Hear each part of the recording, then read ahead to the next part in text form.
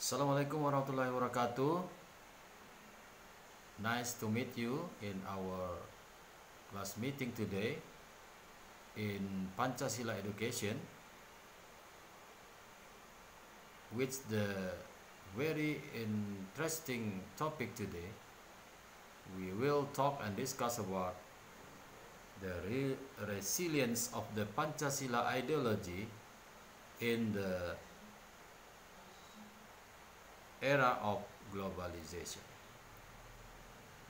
The resilience of the Pancasila ideology was again tested when the world entered the era of the globalization, where many alternative ideologies penetrated into all the joints of the nation through information media that could be reached by all nations.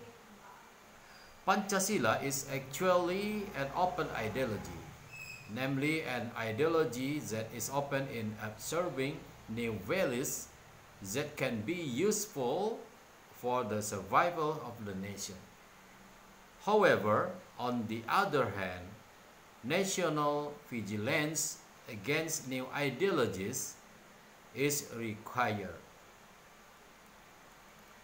If Indonesia is not careful, then people will tend to follow the flow of external ideologies, while the original ideology of the Indonesian nation itself, namely Pancasila, is even forgotten, both its values and its implementation in everyday life.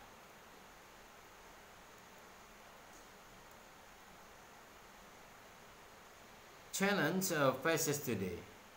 The first challenge is the number of alternative ideologies through information media that are easily accessible by all children of the nation, such as radicalism, extremism, consumerism. This also makes the community experience a decrease in the intensive of Pancasila learning and also the lack of effectiveness and attractiveness of Pancasila learning.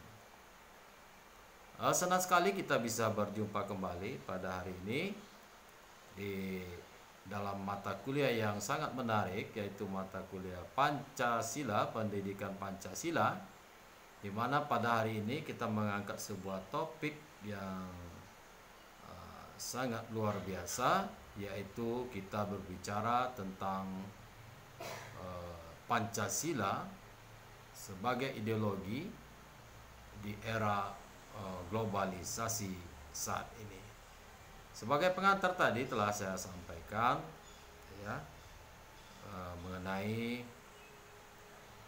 bagaimana Pancasila sebagai ideologi tentunya menghadapi beberapa tantangan dan harus selalu dijaga agar kita tetap di dalam ideologi yang merupakan jati diri bangsa Indonesia, yaitu Pancasila. Nah, ketahanan ideologi Pancasila ya tentunya akan selalu diuji dan akan kembali diuji ketika dunia masuk pada era globalisasi, di mana di era globalisasi ini banyaknya ideologi alternatif merasuki ke dalam segenap sendi-sendi bangsa, terutama melalui media informasi yang dapat dijangkau oleh seluruh bangsa, seluruh masyarakat di dunia ini. Pancasila sejatinya merupakan ideologi terbuka, yakni ideologi yang terbuka dalam menyerap nilai-nilai baru yang dapat bermanfaat bagi keberlangsungan hidup bangsa Indonesia. Namun, di sisi lain, diharuskan adanya tentunya kewaspadaan nasional terhadap ideologi baru. Apabila Indonesia tidak cermat, maka masyarakat akan cenderung ikut arus ideologi dari luar tersebut. Sedangkan ideologi asli bangsa Indonesia, yaitu Pancasila, ya malah terlupakan baik nilai-nilainya maupun implementasinya dalam kehidupan sehari-hari. Nah, tentu banyak tantangan yang dihadapi saat ini, ya. Tantangan yang pertama adalah banyaknya ideologi alternatif, yaitu melalui media informasi yang mudah dijangkau oleh seluruh generasi kita, ya, seluruh warga kita, masyarakat kita, ya, seperti munculnya radikalisme, ekstremisme, dan juga konsumerisme. Nah, hal tersebut juga membuat masyarakat mengalami penurunan intensitas dalam pembelajaran Pancasila dan juga kurangnya efektivitas serta daya tarik pembelajaran Pancasila.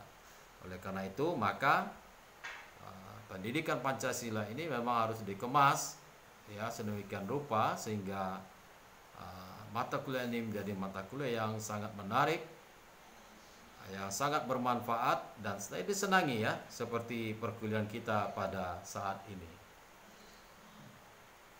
Then the next challenge is social exclusivism related to the swift current of globalization, which leads to the strengthening of the tendency to politicize identity.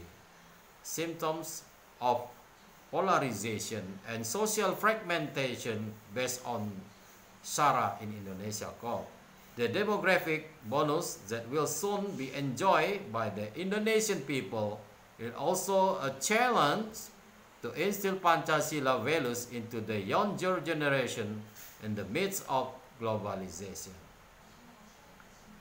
Ya, bahwa kemudian tantangan selanjutnya adalah eksklusivisme sosial. What is it? Eksklusivisme sosial yaitu terkait derasnya arus globalisasi yang mengarah kepada menguatnya kecenderungan politisasi identitas. Gejala polarisasi dan fragmentasi sosial yang berbasis SARA, suku, ras, suku, agama, ya, dan ras. Nah, bonus demografi yang akan segera dinikmati bangsa Indonesia juga akan menjadi tantangan tersendiri untuk menanamkan nilai-nilai Pancasila kepada generasi muda di tengah derasnya arus globalisasi. Implementation of Pancasila values in the era of globalization first by taking advantage of technological advance that are attractive to the younger generation and society. The next step is to ground the values of Pancasila through continuous education and learning in all lines and regions. Therefore, needs to be a curriculum in education units and universities, namely Pancasila education and citizenship education. Pancasila is currently taught and reinforced through Pancasila and citizenship education subjects with an emphasis on theory and practice. It is undeniable that the influence of global development also has an impact on children. Young generation Pancasila in the future will maintain state authority and law enforcement as well as protect the basic rights of citizens as human beings. Therefore, it is very important to instill awareness of the potential dangers of outside interference that can damage and invite students to maintain national identity and increase mental resilience and national ideology. The social representation of Pancasila that people remember is the Pancasila ideology of tolerance, Pancasila the ideology of pluralism, and Pancasila the ideology of multiculturalism. The social representation of Pancasila in question is a frame of reference for state and nation values, which are the identity of the Indonesian nation. Pancasila become a reference. The implementation of Pancasila values would be more easily shown in state practice. For example, when making political policies, furthermore, Pancasila seems to be able to provide a solution in the midst of various ideologies such as socialist and liberal, as well as in the midst of identity politics by religion, ethnicity, and interest. Implementasi nilai-nilai Pancasila di era globalisasi, pertama dengan memanfaatkan kemajuan teknologi yang menarik bagi generasi muda dan masyarakat. Selanjutnya adalah membumikan nilai-nilai Pancasila melalui pendidikan dan atau pembelajaran berkesinambungan yang berkelanjutan di semua lini dan wilayah. Oleh karena itu, maka diperlukan adanya kurikulum di satuan pendidikan dan perguruan tinggi, yaitu pendidikan Pancasila dan pendidikan kewarganegaraan. Pancasila saat ini diajarkan dan diperkuat yaitu melalui mata kuliah maupun mata pelajaran, di mana pendidikan Pancasila dan kewarganegaraan dengan penekanan pada teori dan praktik, ya tidak dapat dipungkiri bahwa pengaruh perkembangan global juga berdampak pada generasi pada masyarakat Indonesia. Nah, Pancasila di masa mendatang tentunya akan mempertahankan otoritas negara dan penegakan hukum serta menjadi pelindung hak-hak dasar warga negara sebagai manusia. Oleh karena itu sangat penting ya untuk menanamkan kesadaran terhadap potensi bahaya gangguan dari luar yang dapat merusak dan mengajak mahasiswa untuk mempertahankan identitas bangsa serta meningkatkan ketahanan mental dan ideologi bangsa. Seharusnya representasi sosial tentang Pancasila yang diingat orang adalah Pancasila ideologi toleransi, Pancasila ideologi pluralisme, dan Pancasila adalah ideologi multikulturalisme. Nah, representasi sosial tentang Pancasila yang dimaksud adalah kerangka acuan nilai bernegara dan berbangsa yang menjadi identitas bangsa Indonesia. Nah, Pancasila harus menjadi acuan, ya. Maka implementasi nilai-nilai Pancasila akan lebih mudah terlihat dalam praktik bernegara. Nah, misalnya saat mengambil atau membuat kebijakan-kebijakan politik di mana nilai-nilai Pancasila itu diterapkan di dalamnya, sehingga ini menjadi acuan, menjadi pedoman ya bagi seluruh rakyat Indonesia, kebijakan-kebijakan yang sesuai dengan nilai-nilai Pancasila. Nah, Pancasila juga harus bisa memberikan solusi di tengah adanya beragam ideologi ya seperti sosialis dan liberal, serta di tengah usaha politik identitas oleh agama, etnik, dan kepentingan. Jadi bagaimana membumikan Pancasila ini di era globalisasi ini menjadi acuan, menjadi jati diri dalam kehidupan kita, dalam kehidupan keluarga, masyarakat, berbangsa dan bernegara. Dan yang terpenting lagi adalah Pancasila harus bisa memberikan solusi di tengah beragamnya ideologi saat ini yang saling mempengaruhi kehidupan kita dalam kehidupan berbangsa dan bernegara. Nah, kita carikan solusi-solusi dalam kehidupan kita berbangsa dan bernegara ini dengan menggunakan acuan pedoman kita Pancasila sebagai jati diri, sebagai pandangan hidup, sebagai falsafah bangsa, ya, agar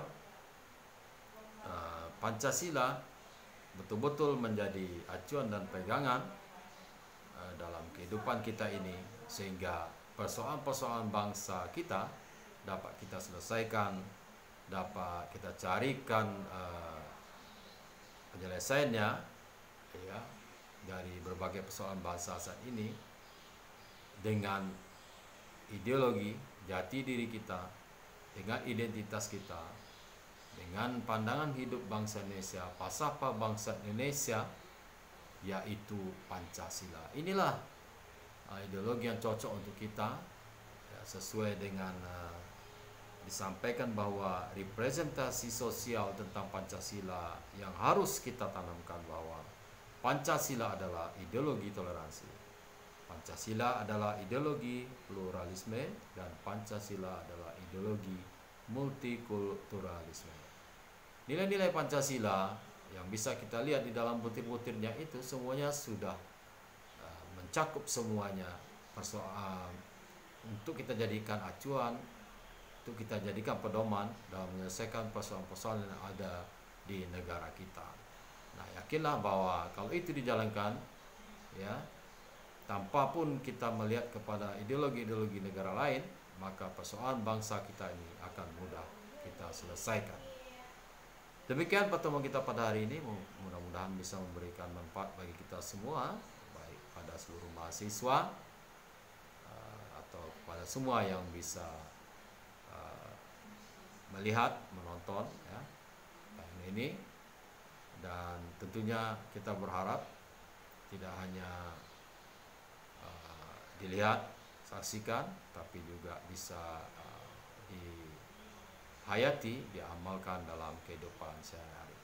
Demikian, sampai jumpa lagi pada pertemuan yang akan datang. Saya Yantos MSI berharap mudah-mudahan perkuliahan ini menjadi perkuliahan yang sangat menyenangkan. Silakan disimak sampai habis, ya. Jangan lupa untuk mengikuti semua tugas-tugas yang diberikan dalam mata perkuliahan ini, dan jangan lupa juga tentunya mengisi absen kehadirannya dan keaktifannya dalam berdiskusi di grup diskusi kelas masing-masing. Demikian, thank you very much for your attention today. I do hope you can do well your examination. Thank you very much. Assalamualaikum warahmatullahi wabarakatuh.